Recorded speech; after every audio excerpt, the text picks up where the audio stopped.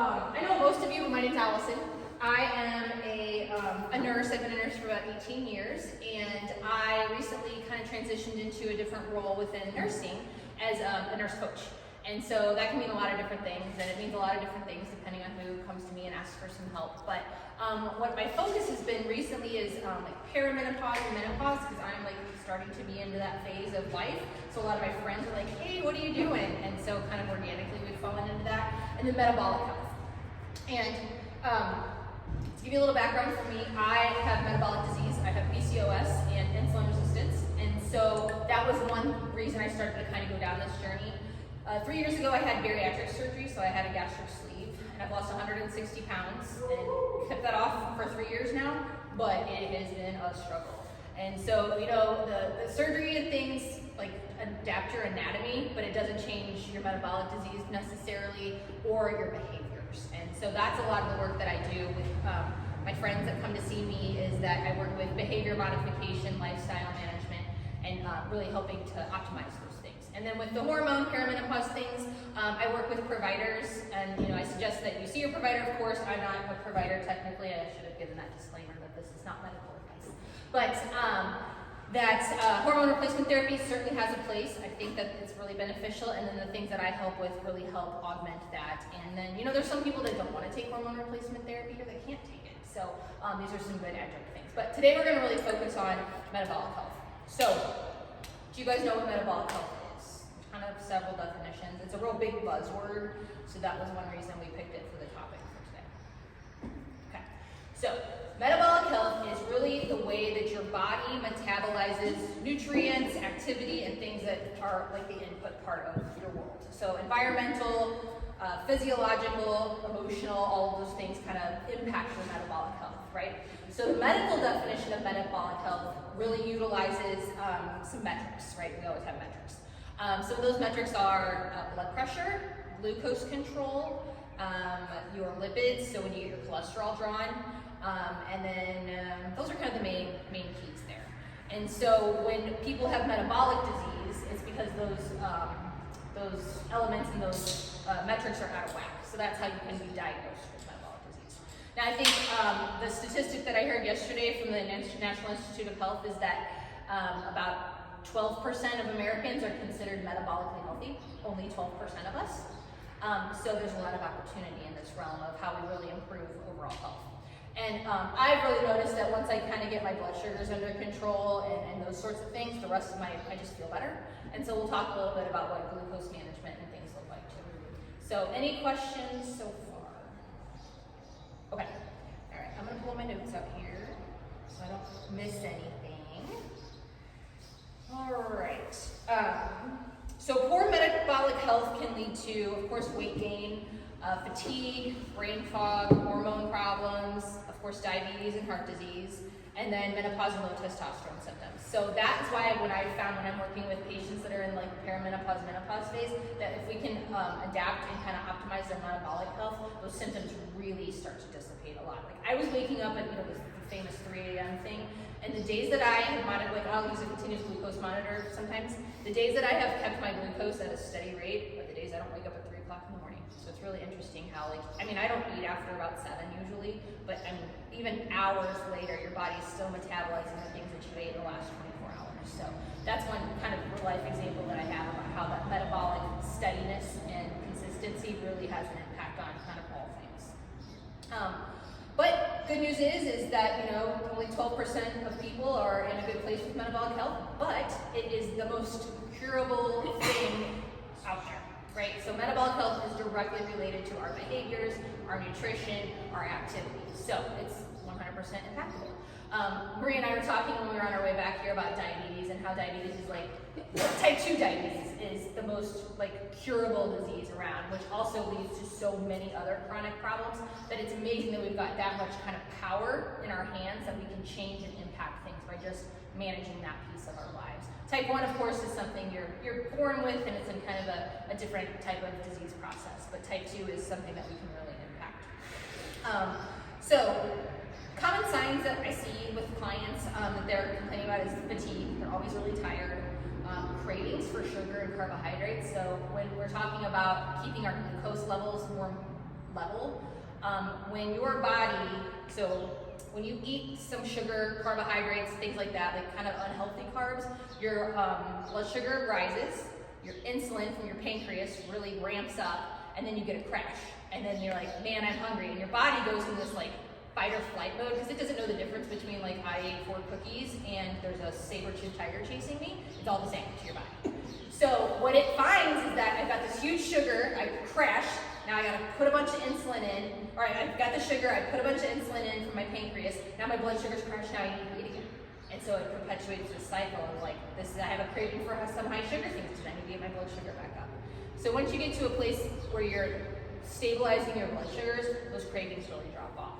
So when I work with people about managing blood sugars, eat a savory breakfast, make sure you're not eating sweets at first thing in the morning, load your protein. A kind of an easy trick that I tell people, especially when we're first starting, is that when you're eating your meals, eat your fiber, your vegetable first, then eat your protein, and then eat your carbohydrate. You can still have your carbohydrate. I don't care if you have a piece of cake. Life is life. Do what you want to do. But if you eat in a different order, your body recognizes that differently. It like starts to fill up your digestive tract and the lining in your stomach with the fiber, and it starts to metabolize those things. So it kind of slows down the quick metabolism of sugar and levels it out a little bit. So the impact of the sugar that you're eating isn't as high. So you can still have the cake cookies if you want to, but this is just one kind of tip of how to manage that a little bit better. And then, of course, exercise is a really important piece of getting activity. I was listening to something a couple days ago where just even like every hour, if you can move for like 2 to 3 minutes, increases your metabolic rate of, kind of burning off sugar and excess calories by 30% throughout the day. So like, I don't know, if you have an Apple Watch, it'll ping you at an hour and say move. And if you get up and just move for 2 to 3 minutes, it increases your metabolic rate throughout the day. Also, another trick with like kind of optimizing your exercise and your activity is if you eat or if you exercise about 20 minutes after you've eaten a heavy meal, like after dinner. If you exercise for about 20 minutes, kind of 10 to 20 minutes after, that increases your metabolic rate too, and then it really lessens the burden for your body to metabolize those carbohydrates and things like that. So even if you're eating good carbs, it's a good idea to help your body kind of start processing that a little bit better. Your digesting gets better, you're sleeping better, kind of all of those things. All right, let's see, what else did I want to talk about? We talked about protein. Now, there's kind of 2 schools of thought on the protein thing, about in which order you eat it. So from a glucose standpoint, eating fiber and then protein and then carbs is a really great way. But if you're somebody that struggles with getting enough protein in, so like for me, my stomach's 20% of the size as it was at one time. So I always eat my protein first because I know that's the macronutrient that I need the most. And then I'll eat vegetables and things after that. And then if I have room and I want something, I'll eat something sweet. But kind of as you go through this and if you start utilizing this process, kind of that carbohydrate thing will just fall away. And so when I'm working with people, I don't ever say you can't have anything. I don't do restrictive diets. I don't do restrictive nutrition plans.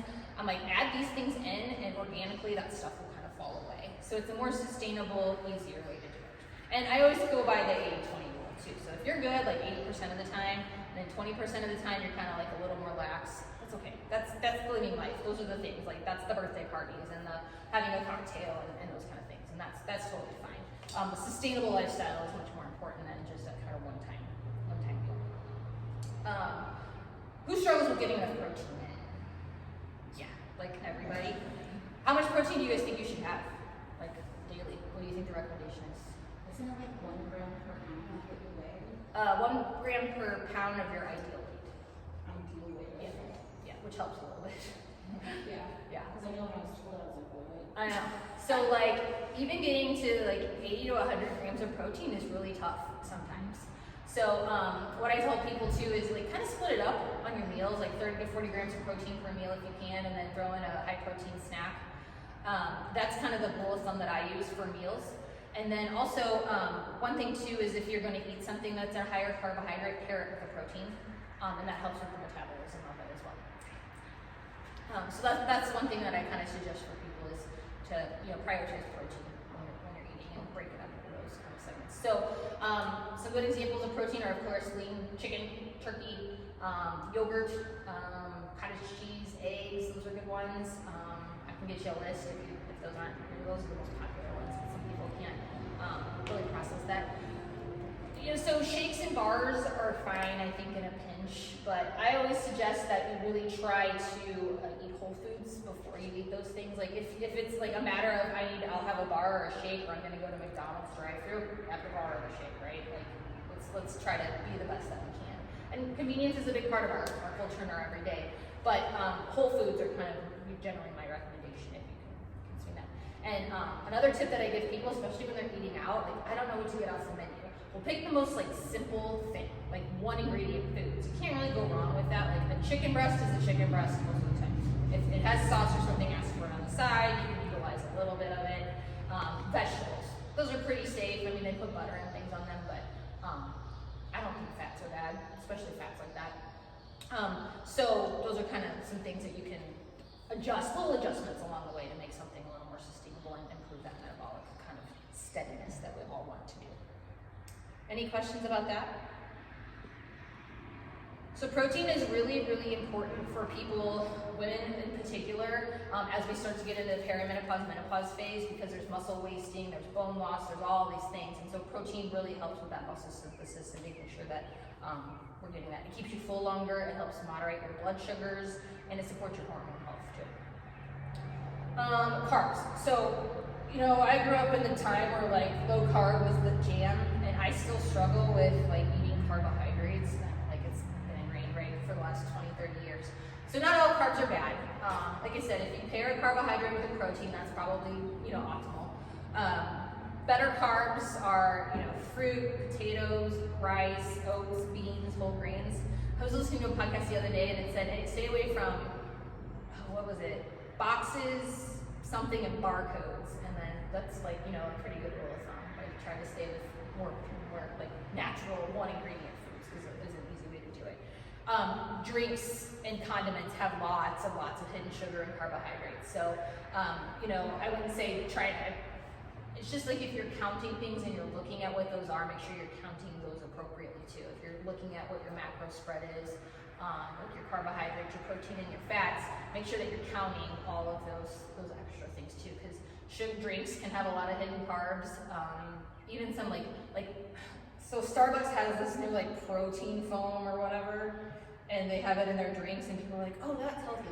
There is a lot of sugar in a lot of those things, so just be cautious. Like, do it, you know, but just know what you're getting into, because you think you're ordering this like, oh, it's protein, like that's the buzz. I need protein, but there's a lot of sugar kind of hidden in a lot of those things too. Like I will tell you, like I'll order a sugar-free drink from Scooters, and I can tell that it's not sugar-free. It gives me bad digestive problems and things. So I just would always caution people that kind of really know what you're taking in if you need to. All right, and then healthy fats. So we talked a little bit about that, but eggs, olive oil, avocados, nuts, salmon, grass-fed meat if you can. We'll talk a little bit about omegas and different supplements and things like that. But then make sure you're eating enough. So, you know, there's the whole camp on calorie deficit, calories in, calories out. And I think there's a lot of truth to that. And we can see that, right? So the people that are on GLP-1 medications, obviously your calorie intake is lower and you're losing weight, right? But long term, what does that look like? Like, you need to sustain calories, especially if you're active. You need to sustain a certain amount of calories, but good quality calories. Good quality proteins, good quality fats, quality carbohydrates. So there's a lot to say about calorie counting and then like the actual like quality of the foods that you're eating. So I think that has more to do with it than calories. I have a couple of clients who are like, I hate documenting things, I'm not counting anything. I'm like, oh, just give me a list of foods that you eat. You can tell. Like, you can make modifications, you can do those things without having to track every single thing that you eat. Let's see, exercise. So we just got finished with the Zumba class, so that was wonderful. But I will say that for a lot of people, especially getting into kind of middle age and women in particular, strength training has a lot of value. There's, of course, the exercise value, the calorie burn value, but there is some cognitive value to it. There's bone growth value to it. There's a lot of things that are really embedded in strength training.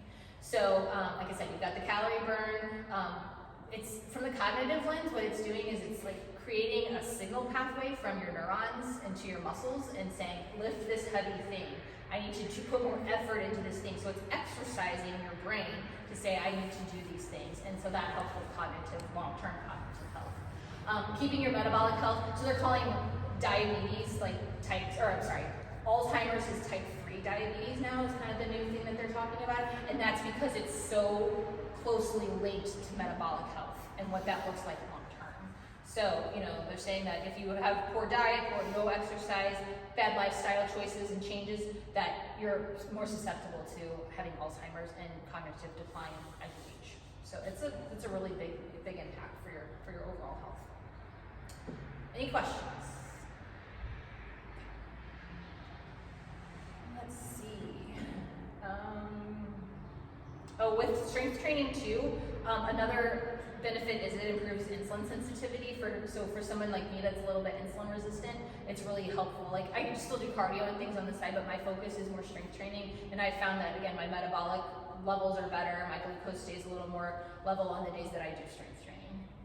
It supports testosterone and estrogen balance, and it protects your bones. So bone growth, especially like as we get into aging and the osteopenia and osteoporosis, you need impactful weight-bearing activity to encourage your bones to have like the osteocytes and things like that to increase your bone density.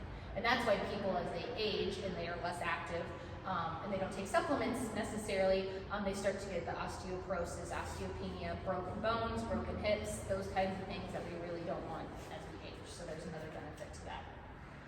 Even just walking is a really, really powerful tool because it has some of that impact. So you're doing some bone growth things.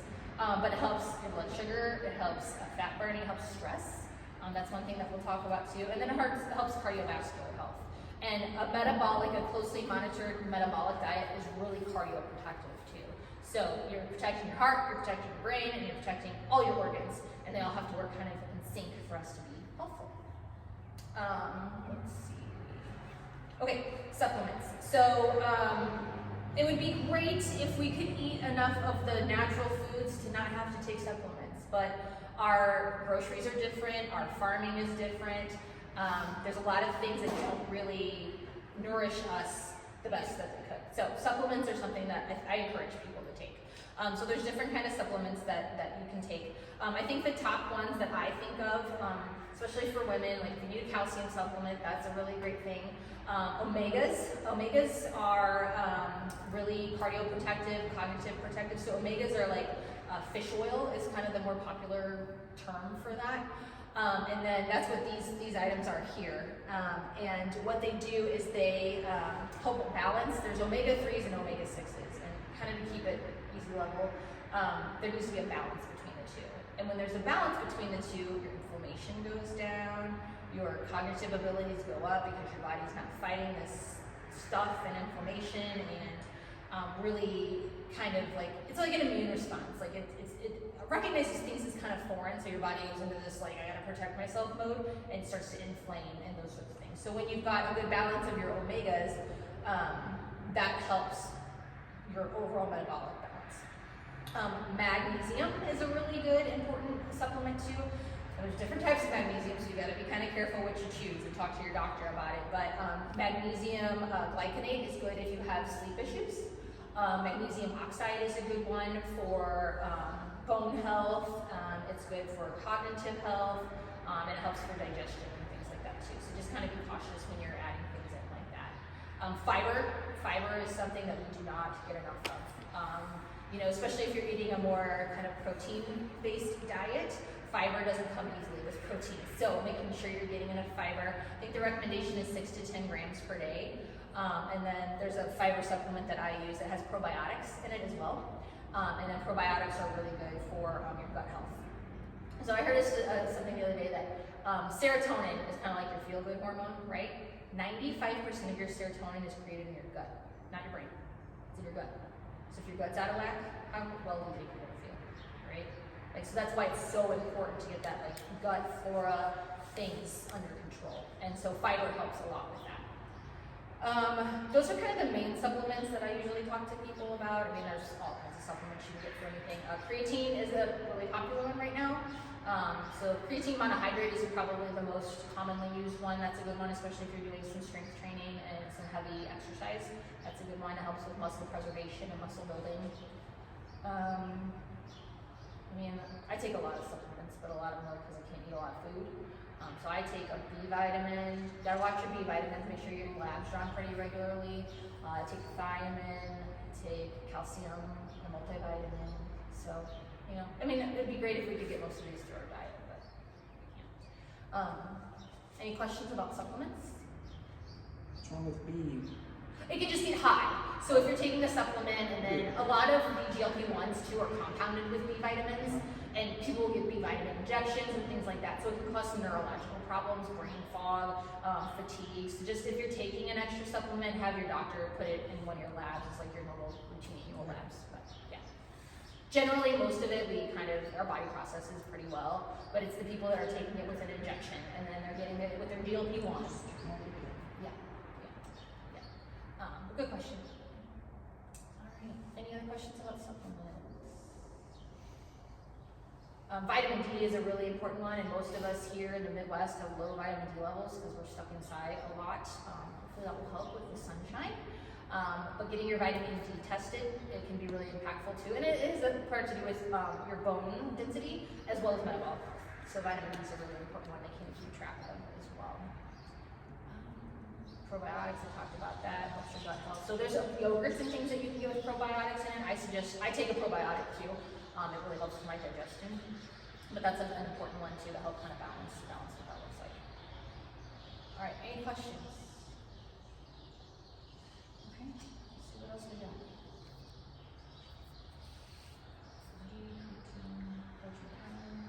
Okay, so daily habits. We talked about weightlifting, walking, and walking doesn't have to be like, I need to get 10,000 steps in a day. If you can't, that's okay. Like 5,000 steps, or if you're at 3,000, try to get 4,000. You know, kind of increase as you can. It's progress, not perfection, and something is better than nothing, right? So we just kind of have to go through it. Sleep. So sleep is a really important part of metabolic health. So when you're sleeping, that's when your body is doing its repair work, it's doing its rest work. Your body is working, like metabolizing lots of things while you're sleeping. So I feel like everybody's a little bit different. My sweet spot for sleeping is like 6 hours, maybe 6.5 hours. My husband needs like 10, like I don't know. But you know, it's different for everybody. So kind of finding a kind of happy medium. A lot of the fitness trackers will kind of help you optimize what your sleep looks like, but it has to be good quality sleep too. So going to bed at the same time as much as you can, waking up at the same time as much as you can.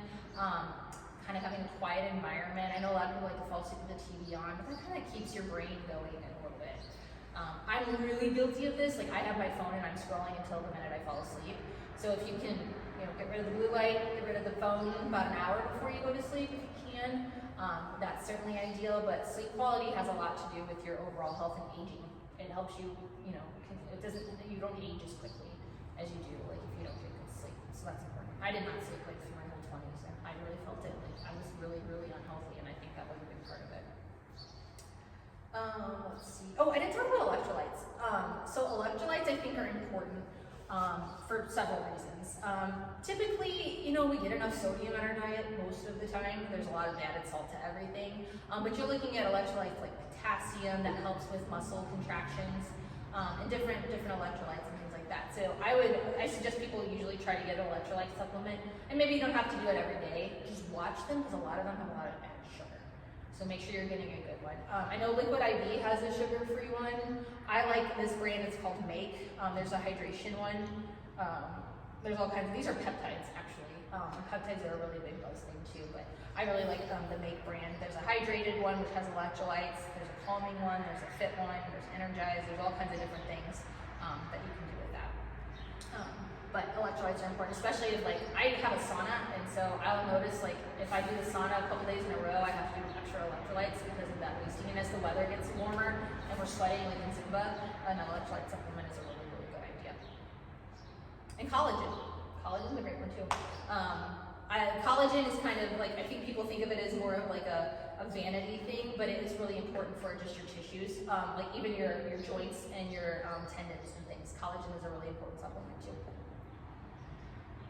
Manage stress. So, okay, so stress, right? Like, it's a really, really hard thing to manage. So things that I have found, I went from a place where I was like super stressed all the time, I was yelling at my kids, I was doing these things and blah, blah, blah, blah, blah. Having a regimen has really helped me. I can come here in the morning and it's like my personal time.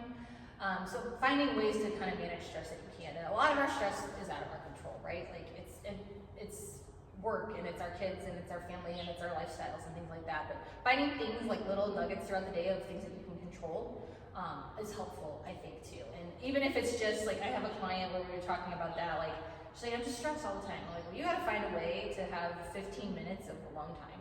If that's, you take the long route home, turn off the radio and just sit in the car for a little bit longer. Find something that kind of recharges you.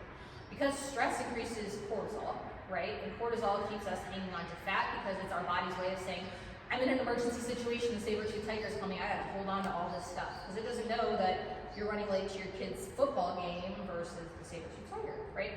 So it's our body's way of kind of self-preservation. But in our circumstances where we're not in danger a lot, it becomes kind of an enemy for us. So I want to make sure that you manage stress. That's a big piece of being able to lose weight. So I've had clients that have really tried to lose weight, they can't do it, and it's because they're holding on to all this stress, and so their cortisol levels stay high. So their body doesn't even have the opportunity to start burning things efficiently, and that's what we need to do. That's when you get into really a healthful weight and you feel well and you feel energized, when your body starts using the things efficiently. And when those blocks are in the way, we can't do anything. And that's what I really like about like having a more holistic lens about wellness and metabolic health, is that you're not fixing just one thing. Like calories in, calories out isn't gonna fix the problem. It's how am I stress managed? Am I getting enough sleep to restore? Am I moving my body? Am I doing these other things other than just food? So I think the GLP-1 medications and the supplements and the support things are great and a really great tool. And like I used a really big tool with my surgery, but unless you put in the lifestyle pieces of it, you're not gonna feel better, and it's gonna be for naught. And like I live such a different life now than I did 3 and 4 years ago. Like if I could like bottle this up and be like, hey, you need some of this, like just taste it and see how you like it, it would be not a question about taking better care of yourself. And so I don't know, there's just a lot to it. And it's not easy, right? Like every single day I'm still making decisions and doing things. Like I got up super early this morning and I came to the elevated workout. And you know, like those were, I got home late last night, I didn't want to do it, but you know, you make the decisions along the day that I knew that that would set me up for a better day today. And it would set me up for me having more patience for my kids later, because they're a lot.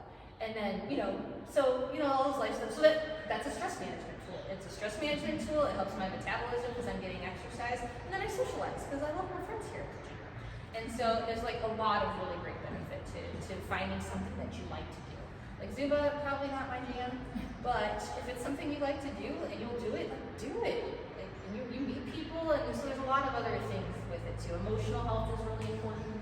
I mean, when you're stressed and depressed and things, you don't sleep well, you don't make good choices when you're eating food, so all of these things are really a big part of how you can optimize life. Like, don't think of it as like, I gotta eat this way, I have to diet. No, it's like your lifestyle.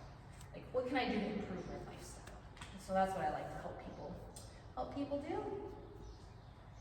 I feel like I'm all over the place, but you know. Okay, that was kind of all that I had, because I wanted to give you guys some opportunity to ask me questions, or if there was anything that I could help you with. You have anything? Yes, ma'am. I want to ask food and workouts. What is on the ideal day? How do you start working out in the morning on an empty stomach and then not eat until you have lunch? How does in those two things? How do you schedule? Yeah. Like, or afternoon, do you go work out and then have dinner and then go for a walk? Or, yeah. I think it's really different for everybody. So for a long time, I would have a protein shake on my way to the gym, and then I would work out, and then I would like go home, get ready, and then I would eat breakfast about an hour later. I now don't have a protein shake before I work out, and I feel like I actually feel better. So I think it just depends. Like, but what I would recommend is if you're going to eat right before a workout, make it small, like half a banana, or you know, like a low carbohydrate snack or a moderately carbohydrate snack. Because what can happen is that your body has this rush of sugar and carbohydrates, and your blood sugar bottoms out, and then you feel crappy while you're trying to work out. So I think if you do a snack, make sure it's kind of like a low glycemic index, low like not high sugar, and then you can do that. So I don't know, I really think it's up to the person. I personally don't eat before I work out, and then I'll eat a little while after. And then I do try to do a walk after I eat dinner before I go to bed, especially if I'm running kids around and things like that. Because I think that does really increase your metabolism. Kind of sets you up for like a good night's sleep and different things too. So I don't know. I just really think it's individual. Good question. Anybody else? You said you don't eat after 7. What's the reason for that? I just don't like the way I personal? feel. It's just Okay. personal. Yeah, I don't like the way I feel much after 7. But I go to It bed. never like does anything like if you stop eating. I mean, if you're slowing down for the night, it's probably not great. Like the earlier you can eat, the better. Like I go to bed pretty early though, like by 9 or 10. So that's why I like to stop eating at 7. So I do have a lot of time. It helps with my digestion too if I'm not like eating and then laying down. And I try to move around a little bit, but that's kind of a personal preference. I would say, if you go to bed around 11 or midnight, try not to eat after 8. And then also, it kind of depends on what you eat. If you're eating something that's good protein, fiber, not high carbohydrate, your blood sugars will stay pretty steady throughout the night. And what I would notice is if I'd have something like wasn't like low carbohydrate for dinner, and I would have that 3 a.m. wake up because my blood sugars were out of whack, and my body was like, oh my gosh, what's happening? And so I think there's value in, kind of finding what's good for you and what that steady state looks like. I think, I've done the continuous glucose monitoring several times, and I can really tell the days that my blood sugar is more level than the days that it's not. It's just like I feel better, I have more energy, I don't have the cravings, and that's like, that's a cascade. You eat something sugary or high carb, blood sugar goes up, then it goes down, then you're hungry, and then it goes, so it keeps that cascade a little bit more level, and it's easier to be compliant. I'm much more compliant when my blood sugars are kind of level. I don't crave food like I did, and that's part of why I eat a little earlier too, so I don't have those cravings. All right, anybody else? And then I'm kind of getting into this woo-woo stuff, like as I'm learning more about holistic things. So like essential oils, or I don't know, I'm kind of like dabbling in them a little bit. I think there's a lot of value in them. I've always been like weirdly, I've been a nurse for almost 20 years, but I've always been really anti-medicine. I don't know what it is. Like I just like never liked to take, I don't mind giving to people. Well, now more so, but I've always been kind of anti-medicine, so I always kind of lean toward the holistic stuff. But there's all kinds of different things that you can do. There's a whole like perimenopause, menopause. This protocol you can call it. There's stuff for metabolism. I struggle a lot, especially now that I'm in perimenopause with my like ADHD. Like I know now that I probably have had this diagnosis forever, which is never officially, right? And so there's lots of things with like being calm, and I think this has helped me kind of settle into this more steady lifestyle too. So I mention that just because like there's a lot of holistic opportunities to do. I brought my little red light too to show you guys. It's like broken, but you plug it in and you just turn it on, and I will sit with this like in my office and kind of like having it hovering over me. One time I had it like my knee was really painful, so I kind of put this under my desk and put it on my knee, and it helps with inflammation and different things. So I'm all about trying something if I can. So there's that. I have one of those vibration plates at home. I like to utilize that. It's tucked in the corner, and Yeah. I don't know what to do with it really. Oh, so you can go on YouTube and there's lots of different like exercises and things. I would just caution you if you've got like back pain or don't go high in the intensity. Kind of ramp up.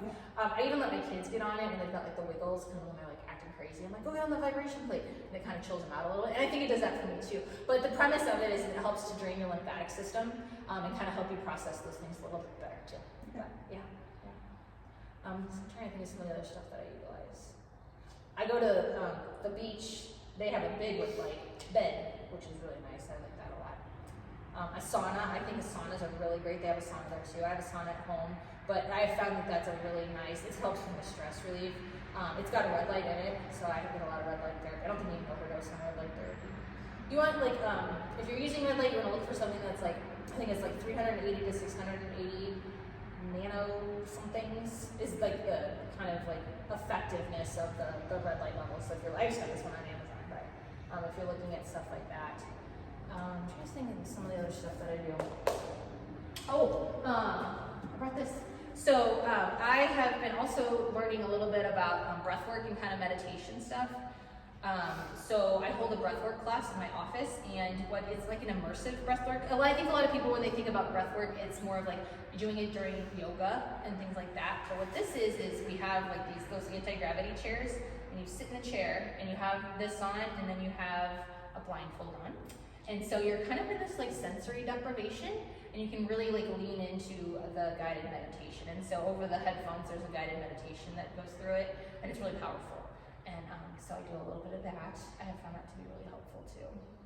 And then this, I'm just starting to work with this, but it's called a Zytoscan. And I was telling Jamie about this when we got here, but you put your hand on this and it sends impulses, kind of like a lie detector test. And it will spit out information about things like foods that align with you and don't align with you.